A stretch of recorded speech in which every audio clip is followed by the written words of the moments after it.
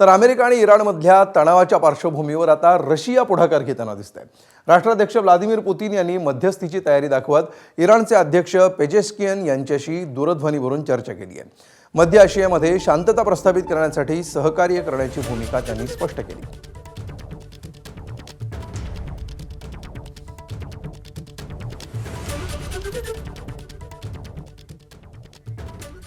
तर युद्धाच्या 43व्या दिवशी तेहरानमध्ये लाखो नागरिक रस्त्यावर उतरलेत आणि लष्कराच्या समर्थनार्थ जोरदार घोषणाबाजी करण्यात आली।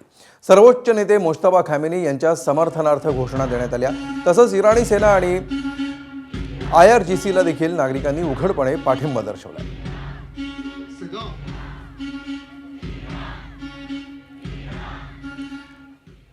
तर दुसरीकडे अमेरिकेनं चीनवर पुन्हा एकदा टॅरिफ बॉम्ब फोडलाय। चीनमधून येणाऱ्या गाड्या आणि उत्पादनांवर आयात शुल्क आकारण्यात येत आहे। ट्रम्प यांनी चीनी गाड्यांवर 100% टॅरिफ लावलाय। चीनी कार कंपन्यांनी युरोपला उद्ध्वस्त केलं, मात्र अमेरिकन कार कंपन्यांना उद्ध्वस्त होऊ देणार नाही असं ट्रम्प यांनी म्हटलंय। चीननं इराणला शस्त्र पुरवली तर आयात शुल्क आकारलं जाईल अशी धमकी ट्रम्प यांनी दिली होती। त्यानंतर आता चीनी गाड्यांवर 100% टॅरिफ लावलाय।